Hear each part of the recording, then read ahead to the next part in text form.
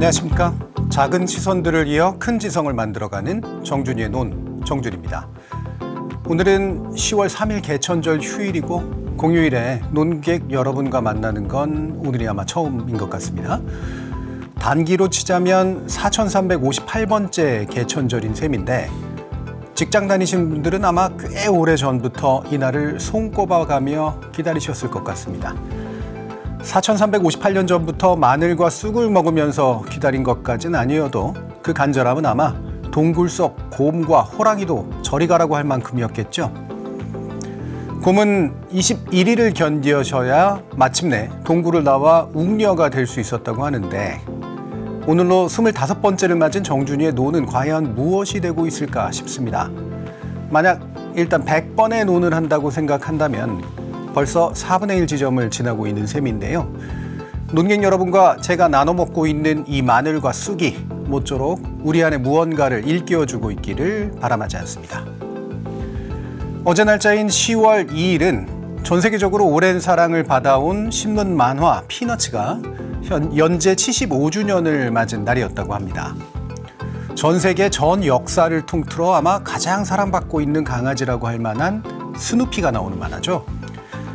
찰스 슐츠가 1950년에 처음 선보인 이 4컷짜리 만화는 명목상의 주인공 찰리 브라운과 실질적인 주인공 스누피가 어리고 작은 존재들의 낮은 시선에서 세상을 따뜻하게 통찰해 줍니다.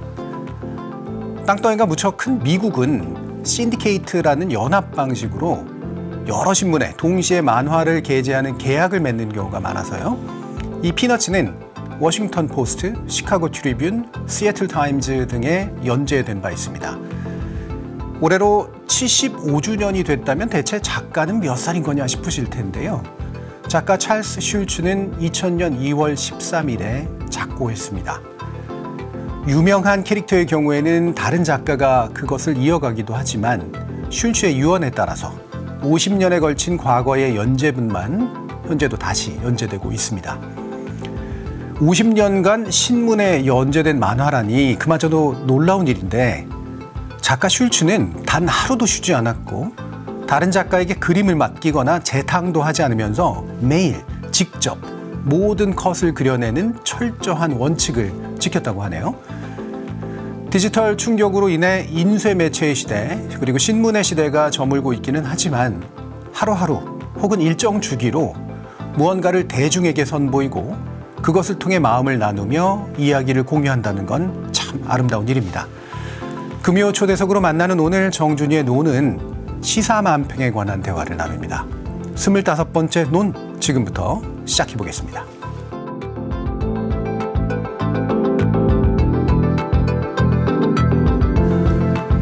너무 제 연식이 드러나 버리는 이야기이긴 합니다만 저는 조선일보에 연재됐던 신문만평 고바우를 보고 자란 세대입니다. 지금의 조선일보를 탐탁지 않게 여기는 논객 여러분들이 많으실 텐데 그래도 저는 그때의 고바우를 사랑합니다. 단순한 선으로 연출된 세상의 이야기로 제게 많은 감명을 주었으니까요. 필경 머리숱이 그렇게 많지 않은 중년 남성을 그린 것이기는 하겠지만요. 고바우 이 영감의 머리 위로 폴짝 솟아나 있는 우산 손잡이를 거꾸로 박아놓은 듯한 머리카락 한 올에 참 많은 게 담겼습니다. 아주 조금씩만 모양을 바꿔도 놀라움, 분노, 즐거움, 슬픔 등 희노애락의 감정이 표현될 수 있다는 게 참으로 신기했습니다. 대학에 들어간 후 제 인식의 창이 조선일보에서 한겨레 신문으로 옮겨가면서 그날그날의 세상을 요약해주는 만평 역시 한겨레 그림판으로 바뀌었습니다. 스누피도 4컷 만평이었고 고바우 역시 4컷 만평이었는데 박재동 화백이 그렸던 한겨레 그림판은 기본적으로 한 컷이었습니다. 창은 더욱 단순해졌지만 그 안에 담긴 세상의 의미는 더욱 복잡해졌죠. 사람들이 그토록 갈망했던 민주적 정권 교체가 실패로 끝나고 난 다음 멍한 얼굴을 한 보통 사람들이 가슴에 구멍이 뚫린 채로 걸어가던 장면. 또 오랜 독재 후과로 남겨진 부패와 이것을 잇는 자본주의적 착취 구조가 민중을 갉아먹으면서 배를 불려가는 연쇄고리로 표현된 장면 등을 통해서 때로는 수백 쪽짜리 사회과학 서적보다 단 한 컷짜리 만화가 이 세상의 본질과 우리의 정서를 더 정확히 꿰뚫는다는 것을 느꼈습니다. 그런 게 만화의 힘이죠. 사실 만화라는 말 자체에 만화를 보는 우리의 모순적인 시선이 그대로 투영되어 있습니다. 만화는 아무렇게나 자유롭게 그린 그림이란 뜻입니다. 격식을 벗어난 자유로움이라는 의미도 있지만 그만큼 정통적이지는 않은 그림으로서 낮춰보는 의미도 있습니다. 또 우스꽝스러움을 통해 풍자적으로 세상을 포착하는 일이기도 하지만 방종하고 질펀해서 풍속에 나쁜 영향을 준다는 그런 의미도 있습니다. 우리말에서 쓰이는 만화라는 용어는 짐작하시듯 일본에서 유래한 말이죠. 여러분들도 잘 아실 19세기 일본의 풍속화가 가스시카 호쿠세이가 당대 일본의 풍경, 풍습, 인물들을 자유로운 스케치 채색화로 그린 작품을 모아낸 것이 호쿠사이 만화였고요. 이후로 이런 종류의 그림체를 만화라고 부르기 시작했습니다. 호쿠사이의 그림은 저도 매우 좋아하는 작품들이어서 당대의 일상을 포착해서 시대 정신을 표현하는 만화의 정수를 아주 잘 담고 있다고 저는 생각합니다. 한국의 시사만평은 1909년에 대한민보 창간호에 실린 이도영 화백의 한 컷 만화에서 시작되었다는 것이 정설입니다. 이 화백은 일제 통감부의 부당한 행태를 풍자하는 내용을 많이 그렸고요. 독자들의 민족의식을 고취하는 계몽적인 메시지를 자주 담았습니다. 이 화백은 본래 전통 서화가로서도 뛰어난 재능을 보였던 인물인데요. 연필 화인본, 모필 화인본 등 미술 교과서도 만들었고요. 서양의 정물화나 만평 등 새로운 장르를 수용하고 미술의 전람회 등의 근대적 태도도 도입해서 근대 미술 교육의 기틀을 마련한 바 있는 아주 탁월한 선구자이기도 했습니다. 다소간 자의적이고 거칠게 요약한 계보이기는 합니다만 이렇게 이도영 화백에서 시작된 우리나라의 신문 만화의 역사는 시사만평으로 보자면 2019년에 작고한 고바우 영감의 김성환 화백, 그리고 오락 만화로는 2005년에 작고한 일지매의 고우영 화백이 독보적이었고요. 그 뒤로 특히 시사만평은 박재동 화백, 그리고 장도리의 박순찬 화백, 또 그리고 현재 시사인에 연재 중인 굽시니스트로 이어져 왔다고 저는 생각합니다. 이들 각각은 각자의 시대 정신과 세대성을 담고 있죠. 오늘 정준이의 노는 금요초대석으로 운영되는데요. 매체 환경의 변화로 인해 신문 만화의 영향력이 줄어들고 있는 시점에 등장해서 새로운 세대성과 그만의 독특한 화풍 그리고 시선으로 디지털 시대의 시사만평을 개척해가고 있는 작가 굽시니스트와 함께합니다.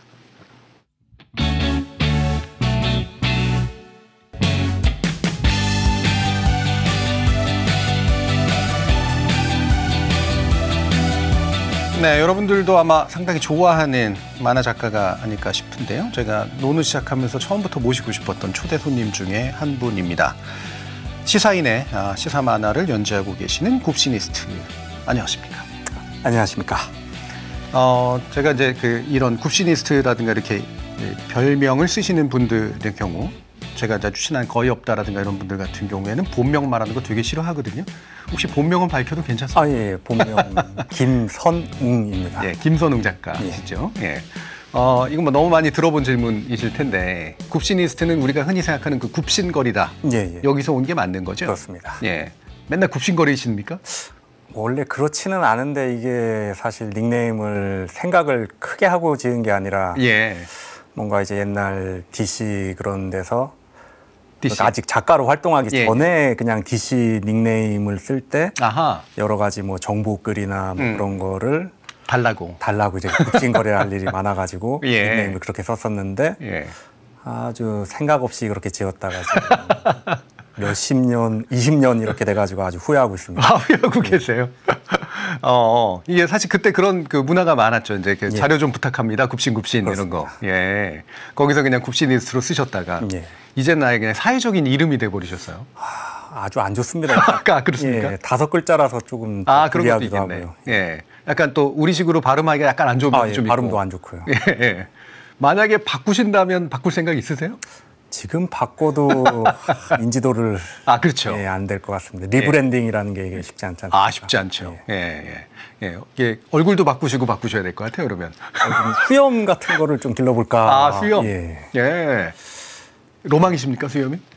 이제 남자가 이제 한 부록 그렇게 되면은 또 이제 거의 그 누구냐 그 박노자 교수님 그렇죠. 수염을 기르셨던가요? 예. 안 길렀던가? 박노자 교수님 원래 또 수염이 좀 있으십니다. 그렇죠. 예. 이게 수염, 그러니까 부록의 나이. 근데 40대가 그럼 벌써 되신 거예요? 이제 영포티. DC 얘기를 하셨는데 그러면 이제 원래 이제 지금도 이제 사실 그쪽에 뭔가 만화를 연재하고 계시는 거예요? 연재가 아니라 이제 그냥 거기에 이제 굽시니스트 갤러리 하나 이제 갤러리 뭐 이런저런 자료 같은 거 백업해두거나 뭐 그런 용도로 쓰고 있습니다. 예.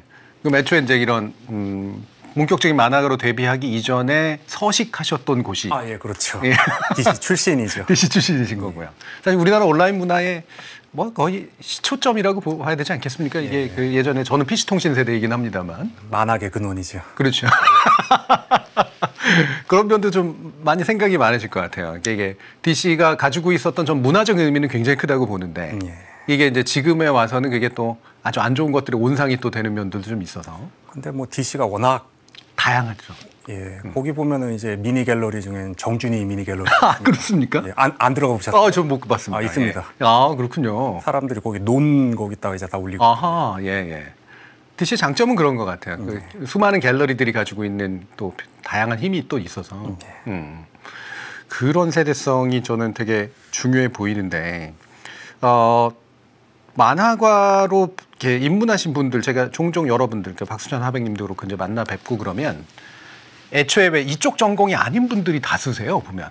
그러니까 이를테면은 뭐 서양화라든가 이런 거 전공했다라거나 뭐 이런 분들이 아니고 뭐 디자인이라든가 최소한 적어도 이렇게 미술 계통으로 뭔가 훈련을 받다가 이제 꿈을 이쪽에서 이루신 분이 많으실 거라고 생각했는데 물론 그런 분들도 계시지만 전혀 다른 전공이었다가 우연찮은 계기로 이쪽으로 투신하게 된 그런 계기들이 많으신데 김 작가님도 아마 그런 거로 알고 있어요? 저도 조금 사연이 복잡한 것 같습니다. 복잡하시죠? 학부 전공은 이제 그 외국어, 포르투갈어를 했는데 제가 언어 재능이 조금 없어가지고 그 다음에 그래서 대학원을 이제 어떻게 선생님 할 수 있지 않을까 해서 이제 역사교육학과를 갔는데 이게 또 임용고시 경쟁률이 뭐 그 당시에 역사교육사 하나 뽑는데 90대 1 막 그랬죠. 뭐 능력이 부족했죠. 그러니까 그렇게 열심히 공부해서 뭔가를 하기에는. 그런데 다른 인터넷에서 이제 끄적거리던 만화가 이게 좀 잘 풀릴 것 같은데 하다 보니까 계속 그리다 보니까 어느새 이제 만화가라는 타이틀을 얻게 된 것 같습니다. 시사인으로도 들어오신 계기는 본인이 원하셨던 거예요? 아니면 뭔가 연결선이 있으셨던 거예요? 그 시사인의 신호철 기자님이 신호철 기자님. 아주 뭔가 그러니까 시사인 기자님들이 상당히 좀 이제 올드한 게 좀 많으신데 신호철 기자님은 굉장히 좀 앞서가시는 분이시거든요. 비트코인도 굉장히 일찍 시작하셨고. 그러셨군요. 그 신호철 기자님께서 이제 DC에 올라온 제 만화 보시고 이거 괜찮은 것 같다라고. 그 당시에 이제 그죠 노무현 대통령 돌아가셨을 때 그 추모 만화. 그거랑 그리고 뭐 촛불 시위 때 뭐 그런 만화. 그런 걸 보시고 뭔가 시사인에서 추구하는 어떤 뭐랄까 교양과 어떤 정보 전달, 뭐 의견 피력 그런 부분이랑 좀 맞는 부분이 있는 것 같다라고 생각을 해주셔가지고 그 당시에 그림도 상당히 변변찮은 그림인데도 불구하고 이제 강력하게 이제 픽업을 해주셔가지고 그때 뭐 그렇게 오래 갈 거라고 생각을 못했는데 시사인에서 이제 계속 거두어 주셔서 그렇죠. 아주 놀라운 일이죠. 왜냐하면은 다루는 얘기 자체가 그러니까 얘기 자체는 뭐 그러니까 정치 얘기니까 별거 아니지만은 그거를 표현하는 방식이 이제 상당히 좀 서브컬처 중에서도 이제 뭐 만화, 애니메이션, 게임 그런 게 약간 이제 주류 그런 언론 종사하시는 분들의 그거 낯설죠. 좀 낯선 부분인데 그럼에도 불구하고 계속 이제 20년은 아니고 15년인가요? 이렇게 16년, 17년 된 것 같습니다. 그거를 이렇게 계속 이렇게 품어주셔서 오늘 이 자리가 있을 수 있게 됐습니다. 신 기자님이 사실 탐사 쪽으로 되게 또 아주 유명하신 분이고 그 사이비 종교와의 싸움을 엄청 굉장히 용감하셔가지고 지금 어느 정도 좀 보람을 조금 느끼고 있으시지 않으실까. 근데 성구안이 있으시네요. 좀 되게 놀라운 일인데. 연배가 사실 꽤 있으신 분이어서. 신우철 기자님은 굉장히 젊게 사시니까. 그러니까. 그런 또 인연이 있으셨군요. 뭐 거두어준다라는 표현을 쓰셨지만 굽신굽신. 근데 제가 볼 때는 시사인의 브랜드 이미지에 굽신이스트님이 가지고 있는 저는 위치가 꽤 크다고 봐요. 그건 좀 누를 끼치고 있는 게 아닌가 싶어요. 전혀 그렇지 않습니다. 왜냐하면 물론 시사인 보시는 분들은 주 독자층은 주로 이제 40대, 50대 이상의 분들이고 그분들의 정서가 똑같이 일치하지는 않겠지만 저는 시사인이 가지고 있는 어느 정도의 좀 미래성에 상당히 좀 이렇게 우리 굽신이스트님이 주는 이미지가 있는 것 같아요. 아니요, 근데 저도 이제 영포티라서 좀 더 젊은 세대가 좀 이제 나와줘야 되지 않을까 싶습니다. 그건 또 뭐 새로 크고 새로 또 이제 보여지는 어떤 흐름들이 나와야지 아마 또 가능할 것 같은데 제가 세대성이라고 표현한 이유가 아무래도 이제 저보다 이제 더 뒷세대시니까 그런 걸 더 강하게 느끼는지 모르겠지만 아까 이제 서브컬처 이렇게 얘기해 주셨는데 이렇게 보면은 기존의 시사만하고 확실히 달라요. 그게 일단 시사 만화는 만평 4컷 뭐 그렇게 그렇죠. 짧게 가지 않습니까? 근데 저가 이제 시사인에 연재하는 건 2페이지. 컷으로 따지면은 뭐 한 16컷까지도 가고 그러니까요. 얘기를 하는 거죠. 얘기를 하죠. 이런 식의 만화는 사실 예전에는 이원복 선생님이 이렇게 하시던 방식이거든요. 옛날 이원복 선생님이 이제 먼 나라 이웃 나라 이후로 그다음에 뭐 현대 문명 진단이라든가 그렇죠. 이것저것 이제 연재를 하시지 않습니까? 그렇게 길게 했던 그 흐름을 제가 이제 이어받고 있는 거죠. 계신 거죠, 그렇죠? 아까 제가 4컷, 1컷 얘기했지만 사실은 다른 계열이시긴 해요. 이은복 선생 계열에 더 가까운. 그렇죠. 4컷, 1컷 그런 만평들이 그냥 짧은 시 뭐 그런 거라면 이제 이런 2페이지짜리 만화는 에세이 정도. 에세이에 가깝죠. 그리고 좀 다른 특징을 보이는 게 아까 역사 교육을 하셨다고 그래가지고 제가 이해가 가는데 그 세계사라든가 전쟁사 내지 무기사라든가 이런 쪽이 좀 강하시지 않나 이런 느낌이 들어요. 강하다기보다는 그냥 남자들이 조금 이제 좋아하는 영역이죠. 그거 보시면 아마추어가 아닌 느낌이 들어요. 아니요, 우리나라의 밀덕 역덕분들이 상당히 내공들이 깊으셔서 저는 뭐 어디 경함이나 어디 내놓을 수 있을까 싶습니다. 그렇죠. 그래서 이른바 밀덕이라고 부르시는 분들, 이분들은 이게 제가 전문가의 시대가 끝났구나라고 느끼게 만들어준 분들입니다. 그러니까 물론 학문적으로 그걸 파는 거는 또 다른 이야기이긴 한데 이론적인 배경이라든가 이런 게 되게 중요하니까. 근데 이른바 덕자가 붙은 것처럼 이 자료에 대한 정말 덕질, 거기에 대한 엄청난 사랑, 그리고 모아놓는 분위기. 일종의 뭐죠? 이게 호더라 그러죠? 이게 모아놓는 그런 느낌. 이게 굉장히 정말 새로운 차원을 열어주고 있다 이런 생각이 들어요. 제가 그 정도까지는 못 가고 있는 것 같습니다. 물론 그분들이 이제 그런 성향이고 이제 굽신이스트님은 그 중간에서 이제 이게 대중적으로 이제 보여줄 수 있는 그런 재능을 가지신 분이고. 그럴 수 있으면 좋겠습니다. 그리고 저는 세계사적인 이해가 쉬우면서도 되게 본질적으로 괜찮은 바탕을 깔고 풀어줘서 전 되게 좋거든요. 그런 부분이. 글쎄요, 제가 어떤 체계적인 바탕이나 그런 사관 그런 거를 깊이 있게 갖추고 있다라고는 솔직히 말씀드릴 수 없을 것 같습니다. 너무 이름처럼 겸손하신데 제가 되게 좋게 보는 부분이 어렵잖아요. 사실 세계사라고 하는 게. 그리고 구체적으로 들어가면 너무 좀 디테일해져 버리면서 이 이야기를 잃어버리게 될 가능성이 되게 높거든요. 그래서 어느 면에서는 과감할 필요가 있어요. 그러니까 물론 사료에 대해서 너무 이상한 해석을 한다거나 전혀 다른 이야기를 해버리면 안 되긴 하지만 특히 인터넷 공간에서 보면 역사 얘기 함부로 하시는 분들이 솔직히 굉장히 단순한 잘못된 이해에 근거해가지고 풀어버리고 그게 대중들의 시각으로 그냥 굳어져 버리는 경우 되게 많거든요. 그렇군요. 근데 그 중간 어디선가에서 그래도 되게 적절한 대중적 재미랑 지식이 좀 버무러져 있어가지고 저는 아주 좋게 보고 있습니다. 그렇게 봐주시니 감사합니다. 그러니까 그런 게 이제 예를 들면 이렇잖아요. 캐릭터가 이제 그 뭐 전형적인 거긴 합니다. 한국은 호랑이로 표현되고, 네. 미국은 이제 독수리로 표현되고, 예, 그렇죠. 이제 팬더로 또 표현되고, 막 이제 이런 그 캐릭터, 그러니까 나라별 어떤 동물 캐릭터 이런 것들이 있고, 이들 사이에서 뭔가 이렇게 약간 벌어지고 있는 각축전. 근데 이것도 약간은 진지한 쪽보다는 살짝 재미난 쪽으로, 예, 이게 이렇게 그려지는 그런 모습이라는 게 되게 흥미로운데. 저는 그 분위기가 약간은 또 이게 왜 폴란드 볼이라고 인터넷 공간에서 유명한 이제 만화 있지 않습니까? 또 대중들도 스스로 만드는 그거하고 되게 좀 맥이 좀 닿는 느낌이에요. 사실 이제 인터넷상에서는 이제 그 폴란드 볼을 위시로 해가지고 컨트리 휴먼이라고 해가지고 국가 의나 그렇죠. 장르가 있죠. 아주 활성화되어 있죠. 그러니까 뭐 컨트리 볼처럼 이렇게 공으로 표현되기도 하고. 어떤 장르 쪽에서는 이제 각 국가들이 이제 미소년화되기도 하고 이렇게 수인화, 이렇게 호랑이, 독수리, 팬더 이런 식으로 수인화되는 거는 굉장히 전통 있고 오래된 얘기죠. 이거는 뭐 중세까지도 거슬러 올라갈 수 있을 테니까요. 그게 폴란드 볼은 이제 주로 국기가 이제 많이 표현이 되고.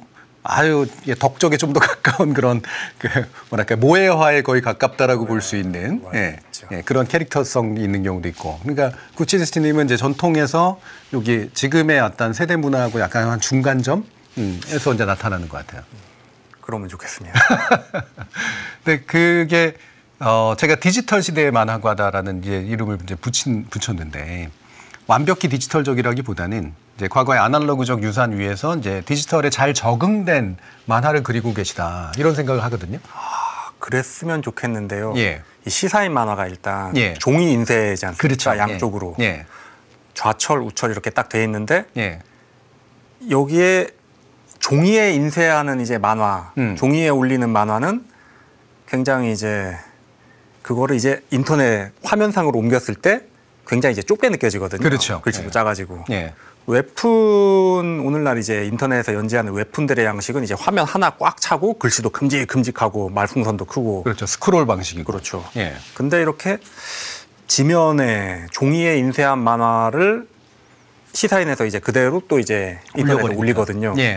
근데 그렇게 하면 이제 종이로 그렇게 빡빡하게 짜여진 그 화면이 그대로 인터넷에 올라가기 때문에 상당히 이제 가시성이라든가 가독성이 떨어지죠.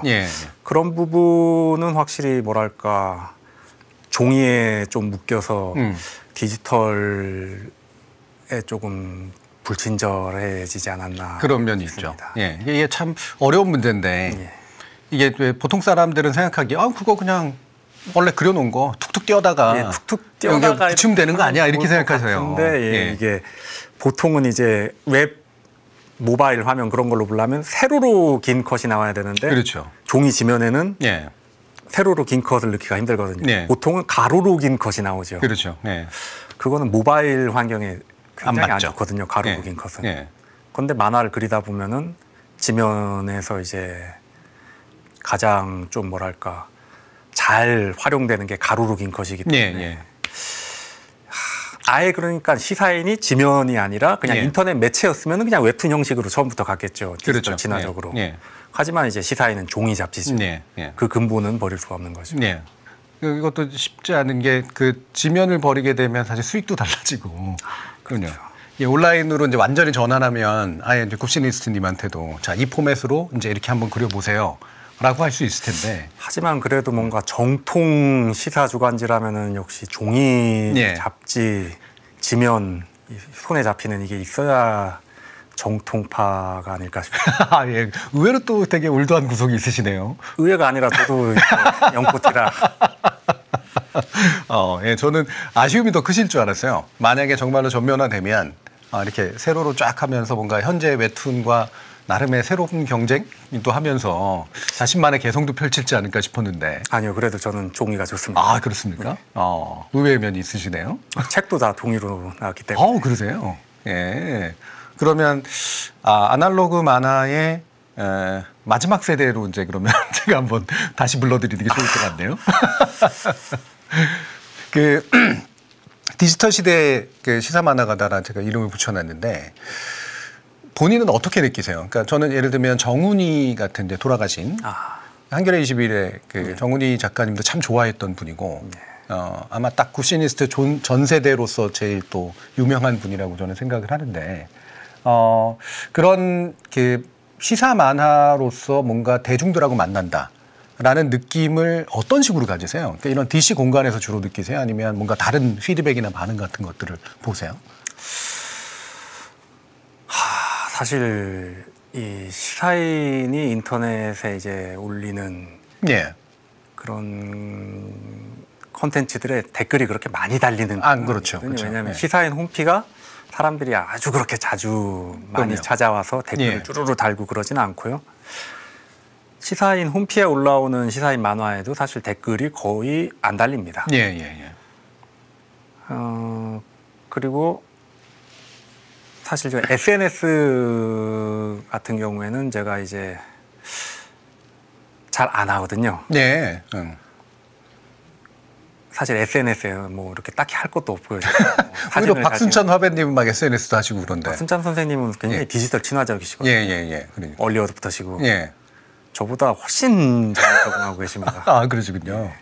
의외로 좀 더 이렇게 더 올드한 쪽에 더 가까우시고 조용하신 분이네.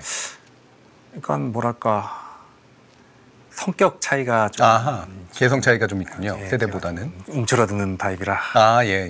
SNS나 그런 거는 결국은 화를 불러오는 문이라는 생각을 많이 하고 있기 때문에. 정확하시긴 합니다.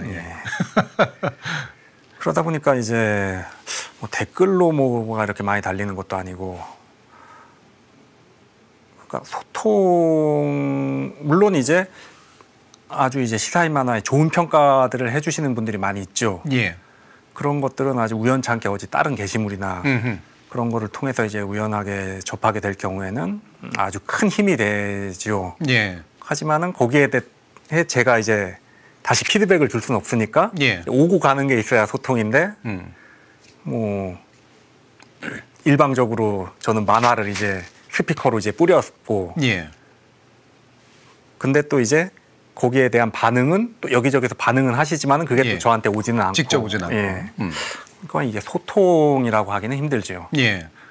그 DC의 제 굽시니스트 갤러리를 이렇게 하는 경우에는 거기에는 이제 DC 특성상 이제 저쪽 진영 분들이 저쪽 진영 이제 주의 주장을 담은 템플릿을 막 이렇게 도배하거나 뭐 그러는 경우, 그런 건 또 뭐 소통이라고 하기 어렵고 그래도 간혹 이제 정성껏 어떤 피드백이나 그런 게 오고 가는 경우가 있죠. 그런 작은 경험들을 소중하게 생각하고 있습니다. 인기 작가가 아니라. 제가 소통이라고 표현한 게 실제로 막 이렇게 대화까지는 아니지만 이렇게 반응이거든요. 반응. 그러니까 이게 예전 같은 경우 반응이라는 건 결국은 뭐 중간중간에 입소문 정도거나 또는 비평가들이 또 뭐 좋게든 나쁘게든 평가를 해주는 거거나 아니면 이제 흔히 그런 거죠. 여기저기서 불러주는 데가 많아지면 사실 그런 게 이제 반응의 되게 중요한 지표니까 뭐 이제 지면의 수라든가 뭐 여러 가지가 있는 거니까 불러주는 데가 좀 많습니까? 없습니다. 없습니까? 저는 좋은 반응을 가지고 있는 좋은 이제 그 작가라고 보는데 이게 뭔가 이렇게 불러준다라고 하는 게 별로 없다는 건 이게 시장의 문제일까요? 아니면 또 다른 어떤 한계가 있는 걸까요? 그 만화가를 사실 불러서 뭐 그림을 뭐 그리라고 시킬 것도 아니고 사실 딱히 용도가 없지요, 불러봤자.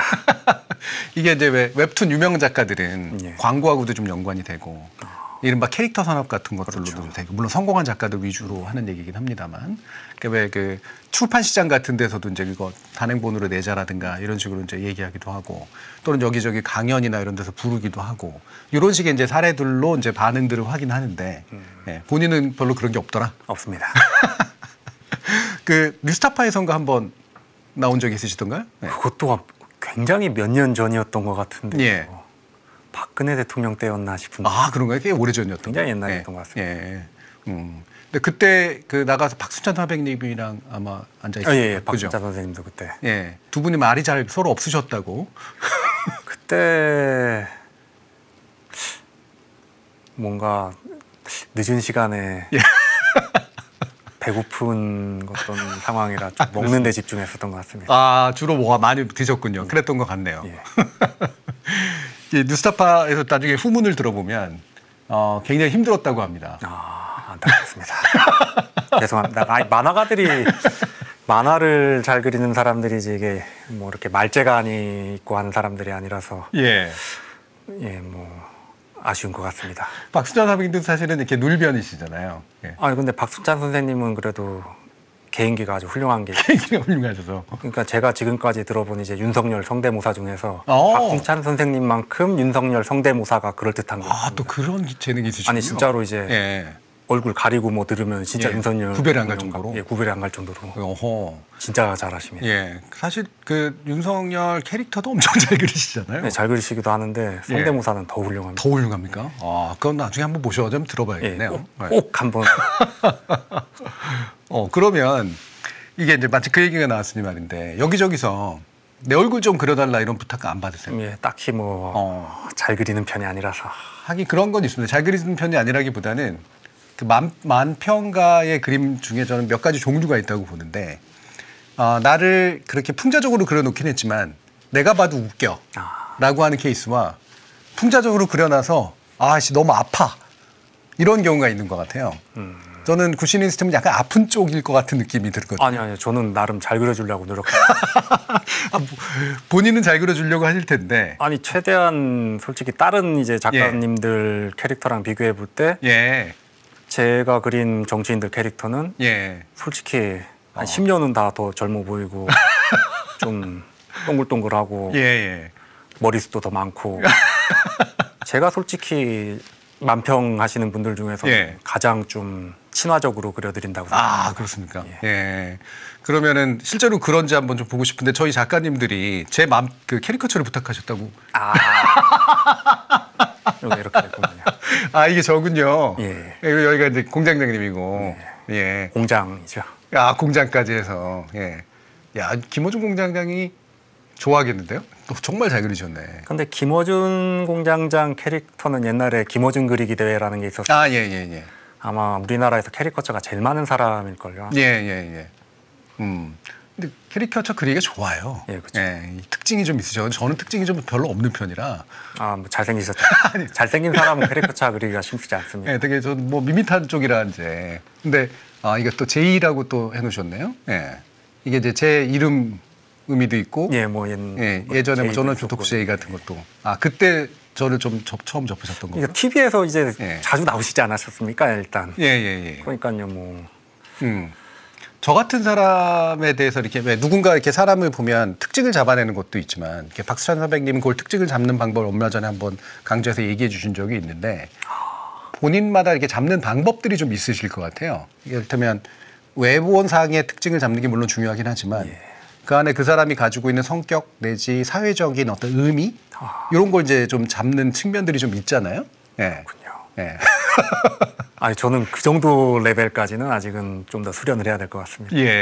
어쨌든 이거는 제가 아주 소중하게 간직을 해야 될 것 같네요. 감사합니다. 감사합니다.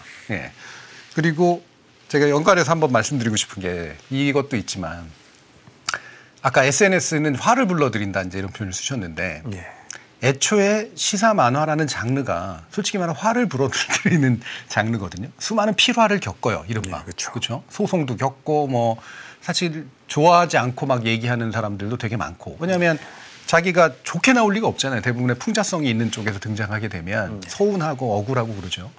그러니까 이런 거. 저 이거 되게 재밌게 본 만평이었는데 이걸로 소송 당했었죠. 패소 결과까지 이어진 건가요? 뭐 이거는 뭐 저희가 이겼죠. 그러니까 이게 의협 그 당시 회장이었던 분. 이것도 꽤 옛날이네요. 이게 2018년인가 아마 소송 당하셨던 거로 기억하는데. 그러네요. 이게 사실 시사 만화 가지고 사실 뭐 우리나라에서 처벌받은 일은 별로 없거든요. 판례 자체도. 그렇죠. 없고. 판례가 좀 더 그래도 관대하죠. 시사 만화 쪽에. 검찰에서도 이제 뭐 불기소 뭐 그러고. 근데 민사 결국 했어도 민사에서도 뭐 결국은. 그러니까 이게 뭐랄까 사실 여기에 최대집이라고 이름을 안 썼으면 아예 민사까지도 안 갔을지도 모르겠네요. 예, 그렇겠네. 이거 왜 쓰셨어요? 안 쓰셔도 알 것 같은데. 그러게 말인지. 캐리커처에 자신이 없어가지고. 아하. 여기다가 또 핵무기 그림. 사실 누군지 뻔히 알 텐데. 물론 뭐랄까 이제 이분을 내가 이렇게 그려놨지만 혹시 독자들이 모를까봐 이렇게 써놓으신 거구나. 그 이후로는 이제 이름은 안 쓰십니까? 예, 안 씁니다. 예, 예. 그건 되게 중요한 기법입니다. 예, 그래갖고 캐리커처 연습을 좀 더 이제 하게 됐습니다. 아, 오히려. 예. 예. 근데 사실 되게 스트레스 받지 않으셨어요? 아, 예, 그렇죠. 예, 이게 소송당하는 게 특히나 민형사 소송이니까. 예, 회사에도 이제 시사인에도 이제 폐를 끼치게 되고. 예. 왜냐하면 이제 시사인 이제 법무 그쪽에 도움을 받아야 되니까요. 예. 그래도 개인적으로만 한 게 아니라 그래도 회사에서 예. 같이 도움을 주신 거네요. 회사에 폐를 끼치게 된 거죠. 예. 그럼 폐는 아닙니다. 저는 아니라고 생각하는 게요. 출판이라는 거 자체가 편집권인데 편집권은 저작하고 다르거든요. 그린 건 자기지만 이거를 내기로 결정한 건 출판사예요. 네. 그래서 그걸 공개하기로 결정한 책임을 져야 됩니다. 근데 그 부분에 있어서도 예. 제가 만화를 항상 마감을 되게 촉박하게 해가지고 빚이 있으시구나. 예, 편집부에서도 이게 편집을 할 시간이 예, 검토를 한다든가 할 시간이 거의 없게 아. 촉박하게 마감을 해서 그럴 수 있죠. 예. 예. 그러니까 이제 막 거의 이제 임박해서 이제 막 판형 들어가야 되는데 그렇죠. 주면 이건 다 보고 걸러내고 이럴 수도 없고.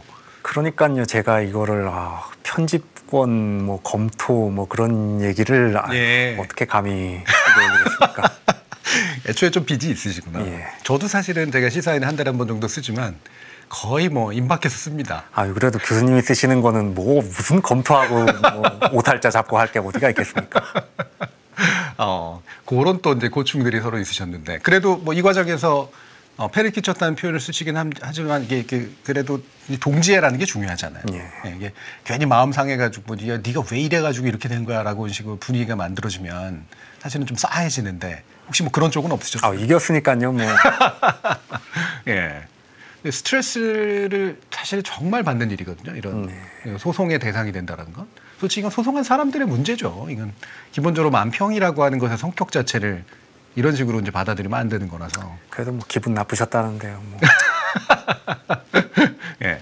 그러니까 이게 뭐랄까 이렇게 왜 악의적으로 누군가를 정말로 그 인격권을 침해하는 그런 방식이라는 게 있어요. 아주 가끔 이제 사실 있긴 있죠.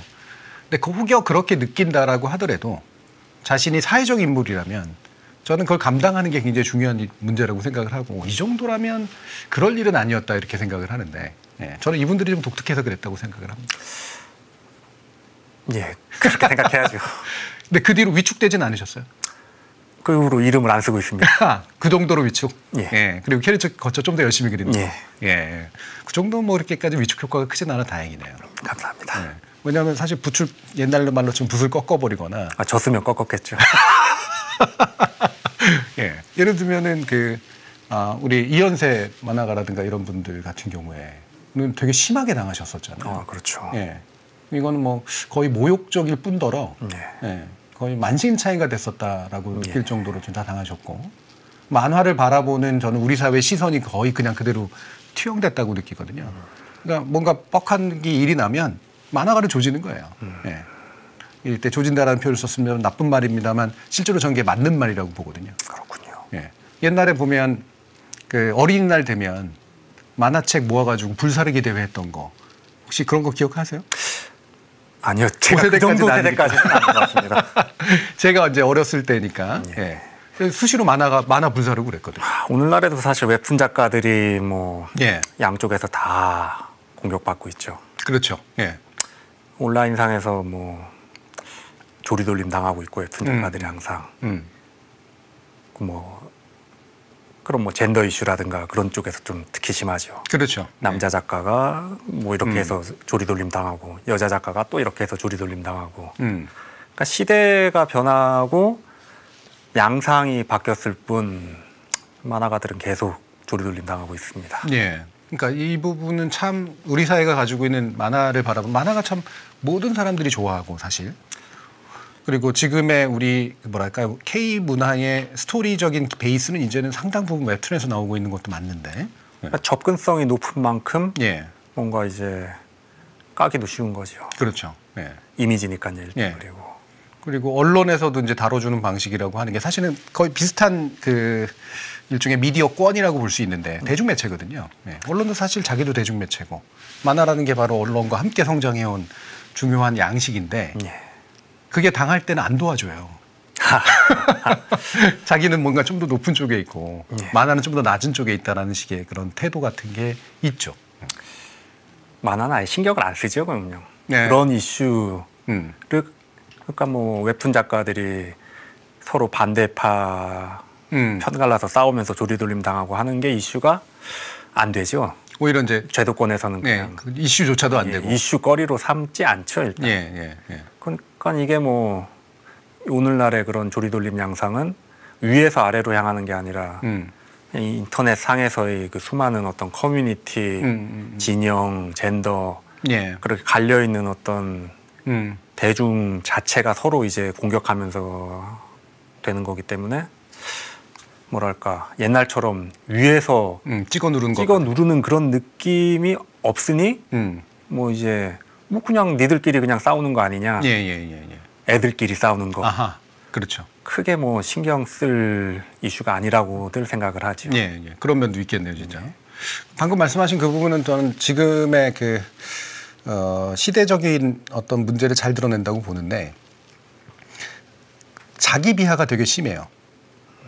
예, 이른바 서브컬처 같은 것도 그렇고 현재 세대들 20대, 30대, 좀 아마 40대까지 좀 걸쳐 있다라고 보는데, 그러니까 자기들이 즐기고 자기들이 만들어 온 건데 자기들이 비하해. 그래서 조금이라도 뭔가 좀 나아지려고 하거나 약간 좋게 취급받는 것들을 끌어내려. 예, 그래서 너도 우리랑 똑같이 이른바 똥물 튀긴 사람들인데 뭐 이렇게 고고한 척해. 이걸 또 정치적인 이슈하고 또 결합이 되면 더 그렇죠, 이제. 예. 그래서 더 심하게 내적인 싸움 같은 게 일어나는 게 아닐까? 이런 생각 같은 것도 많이 해요. 그런 사례들도 있죠. 예. 뭔가 이제 그렇죠. 네가 뭔데 뭐 그런 이슈를 예. 네가 다루느냐. 그렇죠. 그러니까 뭔가 가르치려 든다는 거에 대해서 아주 끔찍하게 싫어하죠. 끔찍하게 싫어하죠. 예. 그냥 뭐 그렇죠. 광대가 뭘 가르치겠습니까, 그렇죠? 예. 광대라고 하니까 사실 뭐 아까 그 김어준 공장장도 사실 그런 면이 있죠. 그런 면이죠. 광대. 예. 그러니까 뭐랄까 가르칠 수 있는 자격은 우리나라에서는 아직까지도 교수님 같은 어떤 이제 어떤 타이틀에서 오는 것 같습니다. 예. 그렇죠. 타이틀이 없으면은 사실 우리나라는 조선시대 이래로 가르칠 자격이 없죠. 만화가가 누구를 가르치겠습니까? 교수님이라면 가능하지만. 그러니까 이게 타이틀 권력이죠, 이른바. 그게 거기에 대한 전문가에 대한 이제 그 비아냥이나 뭐 인정하지 않음도 이제 물론 동시에 존재하지만 타이틀 권위를 그렇다고 해서 무시하지는 못해요. 저는 비겁함이라고 생각되는데 그게. 예. 그런데 그것조차 없으면 가르친다는 것도 사실 그런 거죠. 그러니까 뭔가 의견을 얘기하는 것, 정치적인 의견이나 이런 것들, 자기가 올바르다고 생각하는 것을 얘기하는 것을 가르친다고 또 받아들여. 그냥 하나의 견해라고 보는 게 아니라. 근데 니 따위가 감히 또 나를 왜 가르쳐? 나하고 다른 생각인데 그게. 그렇습니다. 예. 그런 분위기를 좀 느끼시긴 하나 봐요. 당연히 제가 그 가르치는 그 선봉에 선 만화를 그리고 있는 입장에서 예. 제일 잘 알죠.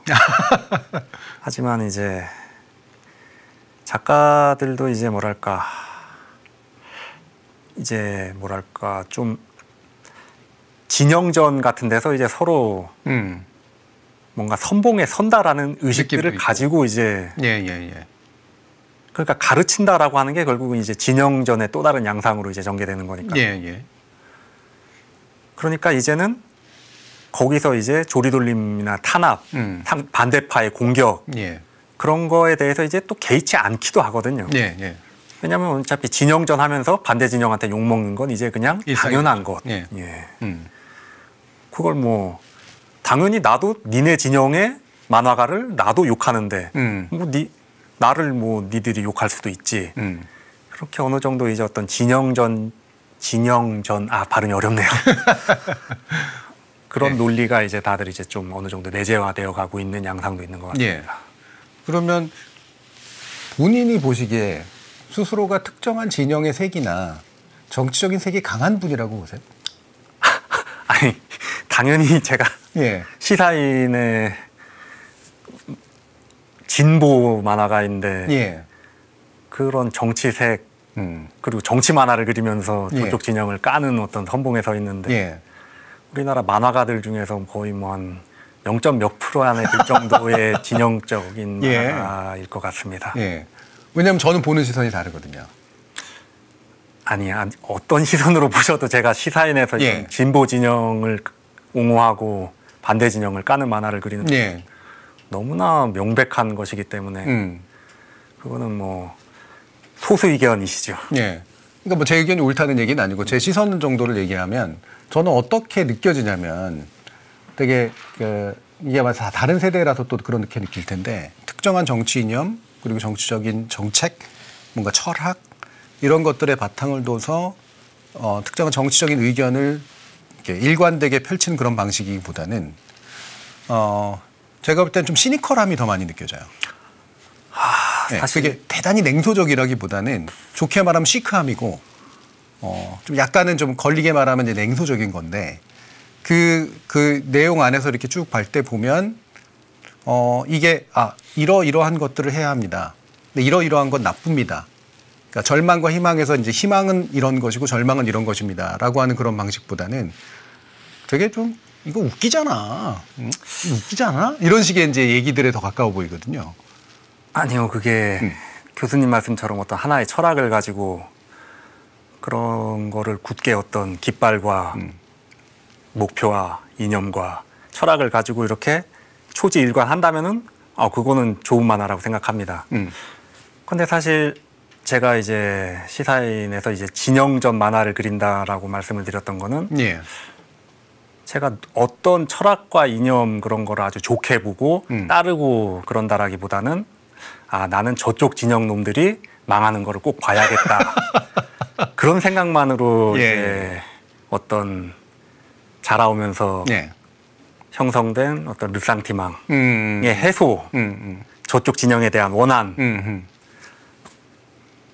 그거를 이제 투영하고 있기 때문에 우리 편이 뭔 깃발을 들고 어떤 장군이 앞장서고 어떤 정책을 하고 상관없이 저쪽 진영 놈들은 일단 나쁜 게 많이 보이거든요. 그거에 집중을 하기 때문에 아까 말씀하셨던 어떤 냉소적인 그런 부분들은 다 이제 그쪽을 향한 어떤 원한에서 나오는 게 아닐까 싶습니다. 그 원한의 기원이랄까요? 출발점은 뭔 것 같으세요? 아주 뭔가 제 생각에는요. 각자 이런 사람들이 어떤 이제 진영적인 사고관을 갖게 되는 게 어떤 이제 거대 담론에서 오는 것 같지는 않거든요. 각자의 어떤 개인적인 성장사에서 이를테면은 학교를 다니면서도 그 학교 안에서의 학급 안에서의 교실 안에서의 어떤 위계 그리고 그 안에서의 어떤 권력 관계 그리고 뭐 어떤 선생님의 폭력이라든가 아니면은 그 학우들 간의 어떤 위계와 권력 관계 혹은 어떤 군대 가서 느끼는 그런 느낌, 대학 가서 느끼는 느낌, 그런 어떤 퍼스널한 개인적인 경험들이 진영적인 어떤 개인들을 만들고 그것들이 이제 이미 틀이 갖춰져 있는 상태에서 거대 담론들을 이제 받아들이면서 그것들이 다 어떤 사람들은 같은 대통령을 두고도 같은 정책을 두고도 이제 진보적으로 사고하게 되고 보수적으로 사고하게 되고 진영적으로 이제 서로 이제 맞서게 되고 저도 아마 그런 개인적인 성장기가 있지요. 그거를 여기서 제가 밝히긴 좀 그렇고 글쎄요, 뭐 쉽지 않겠죠.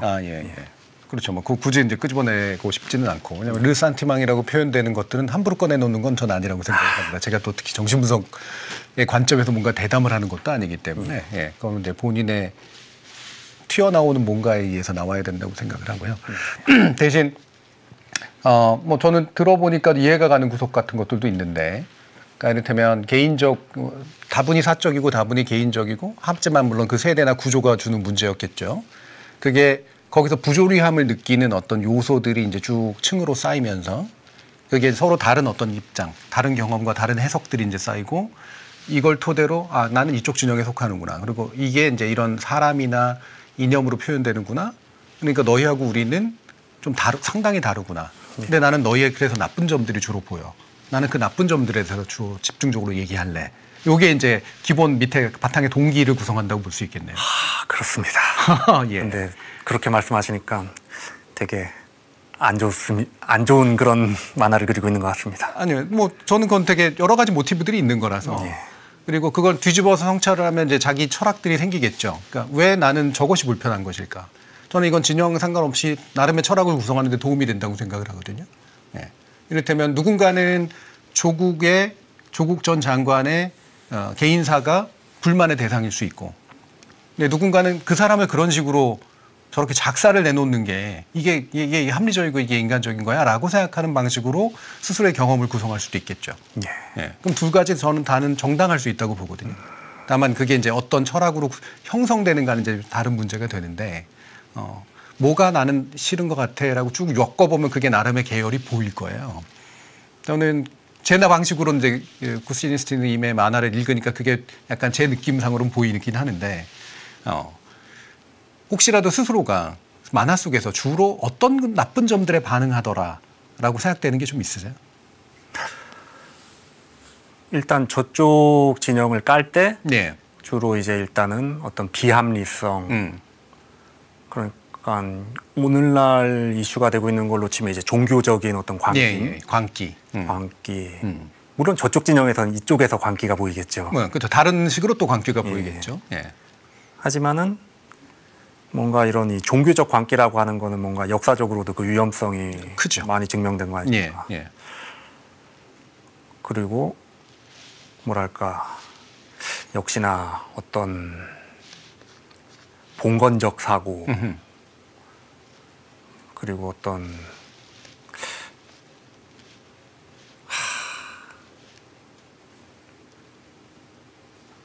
있지 않습니까? 그 특유의 뭔가 그 내려다보는 시선. 예. 일본어로 그 뭐 우에까라메생이라고 하는가요? 예.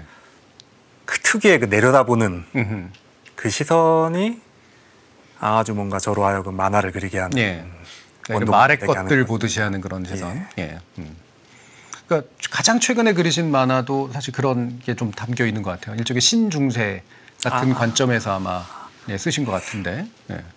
그거는 이제 오늘날 전 세계적으로 지금 전 세계적으로 어떤 국가에 대한 충성보다는 커뮤니티에 대한 충성, 그 정체성, 어떤 젠더, 종교 그런 식으로 다 분열되고 있지 않습니까? 그렇죠. 우리나라 진보 세력은 미국 진보 세력이랑 동맹을 맺고, 우리나라 보수 세력은 미국 마가 세력이랑 동맹을 맺고, 그러니까 이런 국가보다는 이제 자신들의 어떤 정체성에 좀 더 충성을 하는 양상들이 나타난다는 거에 대해서 옛날에 이제 이것이 신중세 양상이 나타난다라고 했던 학자들이 있어가지고 있었죠. 그럴듯하다라고 생각을 해서 이제 그렇게 그리게 됐습니다. 좋은 포인트라고 좀 봐요. 그러니까 그게 2000년대 초반에 이제 세계화 물결이 있었을 때 사회과학에서는 그 반대로 부족주의화 현상이라고 이제 표현하는 것들이 이제 있었고, 그게 커뮤니티화로 연결이 됐거든요. 근데 온라인이 만들어지니까 그게 더 활성화가 되죠. 그러네요. 시간과 공간을 넘어서 그냥 만날 수가 있기 때문에. 그래서 말씀하신 것처럼 신중세, 다시 말하면 이제 국가라기보다는 자신의 계급 또는 지역, 그때는 비교적 단순한 것들이었지만 종교 이런 식으로. 근데 지금은 그것이 엄청나게 많은 그런 것들이 각자의 어떤 영주 아래에서 사는 어떤 공동체, 이런 것들을 만들고 있다라고 보아도 충분히 가능한 것 같아요. 뉴스 공장도 어느 정도 한 영지일 수 있지 않겠습니까? 그런 면이 있죠. 그리고 그런 거를 이제 싫어하는 쪽에서는 막 찍어가지고 여기 막 이렇게 왕한테 충성하는 거냐 뭐라든가. 뭐 공장장이 이제 뭐 한 후작 정도는 되겠죠. 그렇게 볼 수 있는데 사실은 그런 것들이 여기저기 생기고 있는 거고, 또 그렇다고 해서 이게 또 과거에 이른바 영주에 대한 그리고 기사도에 대한 충성과는 또 다르거든요. 그렇죠. 종교적 충성과도 되게 다르고. 예. 이건 일종의 저는 동지의식, 예. 약간 같이 친구 먹는 의식 이런 쪽에 훨씬 더 가깝다고 봐요. 그렇군요. 예. 그래서 내부의 위계를 그렇게까지 선호하지 않는 그런 의식 쪽에 좀 더 가깝고. 예. 그래서 언제든 버려. 옛날에 기사도나 종교는 버리지 않잖아요. 그러네요. 예. 근데 싫으면 버릴 수가 있어. 그런데 충성도가 굉장히 높은 경우도 강도는 굉장히 높죠. 예. 예. 감정적 강도는. 그러나 언제든 버릴 수 있는 강도. 예, 그렇기도 하죠. 예. 근데 그런 면들을 이렇게 그린 것들을 제가 뵙고 약간의 역사적 배경도 있지만 그러니까 본인이 느껴오고 있는 이런 상태들이 반영이 됐구나라고 봤는데 오늘 말씀을 좀 들어보니까 예, 어떤 기본 동기의 바탕을 둬서 어떤 세계관으로 그림을 그리시는가가 좀 더 느껴지긴 하네요. 감사합니다. 그러면 이제 뭐 저희가 이제 마무리를 또 해야 되니까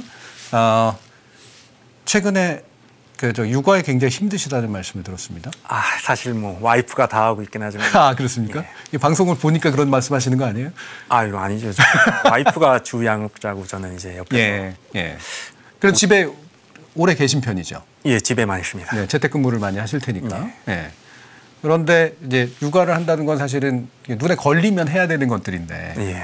근데 일을 해야 되는 거랑 눈에 걸릴 때랑 이게 막 이렇게 참 어떤 선택들을 해야 되는가 고민되실 때 많지 않으세요? 고민할 겨를이 없죠. 그냥 봐야죠. 예. 그렇죠. 이제 마감에 몰려 거의 막 미친 듯이 해야 되니까. 예. 그러면 아내분은 그런 것들을 많이 이해해 주십니까? 예, 많이 이해해 주죠. 예. 아주 너그럽게. 예. 아이를 키운다라고 하는 것은 어떤 느낌으로 보세요? 아직 10개월밖에 안 키워가지고 이제 그때가 이제 막 생길 때입니다. 이제. 그럼 자제분께서 저는 이제 좀 훨씬 더 컸지만, 그러시겠죠. 저도 이렇게 육아에 많이 가담하지는 못했고, 근데 그때 아이를 키운 그 느낌이 가장 강렬한 느낌 쪽에 가깝거든요. 그렇겠죠. 똥기저귀를 갈아줘. 근데 왜 그 이승우 작가인가요? 조승우 작가인가? 왜 예전에 그 한결의 툰 그러셨던 뭐 생활툰. 예. 그분도 이제 보면 처음에 제가 젊을 적부터 제가 이렇게 거리 어느 정도 건너서 아는 분이에요. 근데 이게 딱 자기가 자라 나오는 그 모습들이 그대로 다 만화에 투영이 되는 분이거든요. 이분은. 그렇죠. 예. 그래서 이제 연애할 때의 그 정서와 결혼하고의 정서와 아기를 키울 때의 정서가 커가는 모습들이 그대로 다 만화에 반영이 되는 분인데. 지금은 이제 뭐 중간에 어딘가는 거의 뭐 육아 전문 만화가 아니었었습니까? 그렇죠. 근데 본인도 혹시 그런 게 반영이 될 것 같으세요? 어떠세요? 제가 그런 만화를 그리기에는 감수성이 애초에 스타일이 좀 다르시니까. 제가 좀 그렇게 아기자기하고 애틋하고 그런 거를 잘 못 다루는 사람이라서 그런 쪽은 좀 무리일 것 같습니다. 대신 자기가 자라 나오면 이제 인생의 사이클이라는 게 있어서 그래서 아까 영포티라는 표현은 뭐 쓰시긴 하셨지만 그게 같이 이제 나이 들어가는 사람들의 정서와 함께 같이 변동해 또 나가기도 하는데 본인의 이제 그림에 이런 이렇게 쭉 나이 들어감이 반영이 되어 간다고 느끼세요? 아니면 아직까진 그렇지 않은 것 같으세요? 살짝은 발전을 한 것 같습니다. 그릴 때 한 번이라도 더 생각을 하고 일단 그림도 뭐 살짝은 조금 는 것 같고 그렇죠. 조금이라도 이제 한 10년, 20년 전에는 좀 내가 이거 해야지 하고 거침없이 막 하는 게 있었다면 지금은 한 번 더 좀 자기 검열 같은 것도 있고 이거를 내가 할 수 있나? 그런 것도 있고요. 옛날에는 조금 자신감이 좀 과잉했던 어떤 면에서는 그런 게 있었던 것 같습니다. 하긴 초기 그림 보면은 진짜 과감하게 지르는 그림들 많았어요, 되게. 근데 어쨌든 조금씩이라도 좀 바뀌거나 발전해 가고 있는 것 같다라고 스스로 느끼시는군요. 살짝 그런 살짝. 그럼 마지막으로 우리 좋아하시는 저희 논객들이라고 이제 부르는데.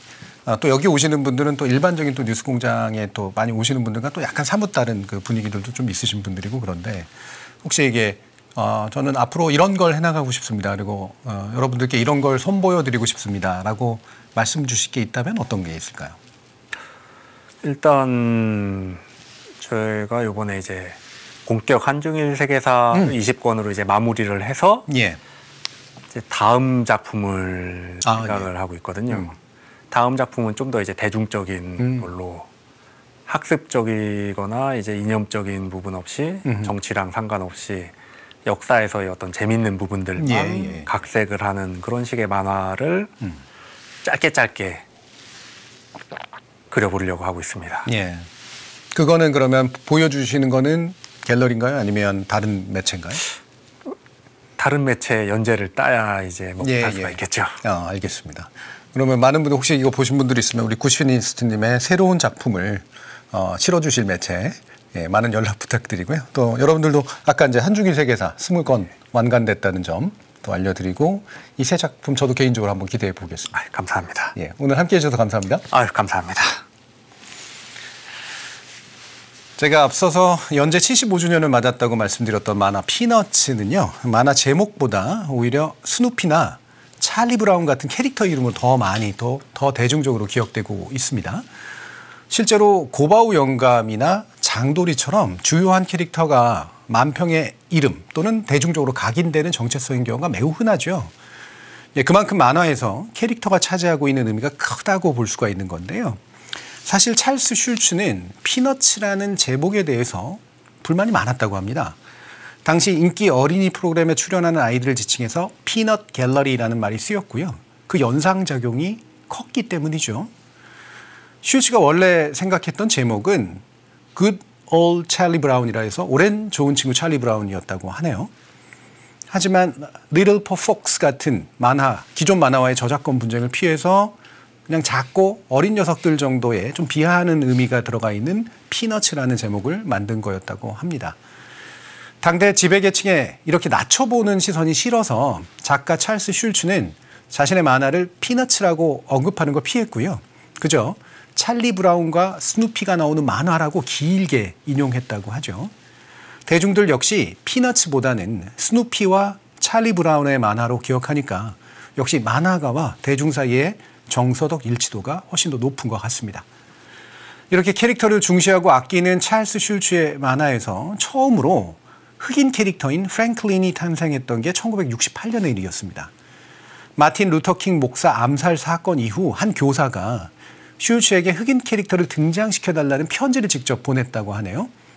슐츠는 인종 분리가 아니라 통합에 찬성하는 신념을 갖고 있었던 인물이긴 했지만 백인 1세기였던 독자와 후원자들의 심기를 거스르는 게 그렇게 쉽지는 않았습니다.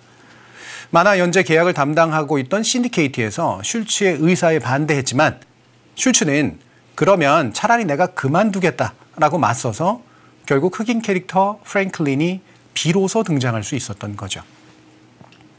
자신의 건강이 심상치 않음을 알고 있었던 슐츠는 2000년 1월 3일 마지막 연재를 통해 공식적으로 은퇴하게 됩니다.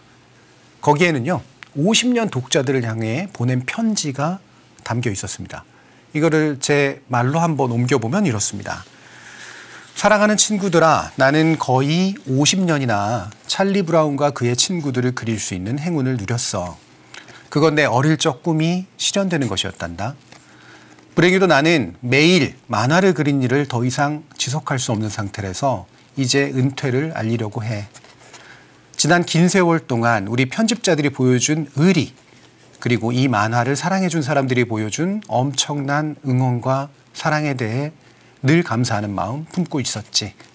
찰리 브라운, 스누피, 라이너스, 루시. 내가 너희들을 어떻게 잊을 수가 있겠니?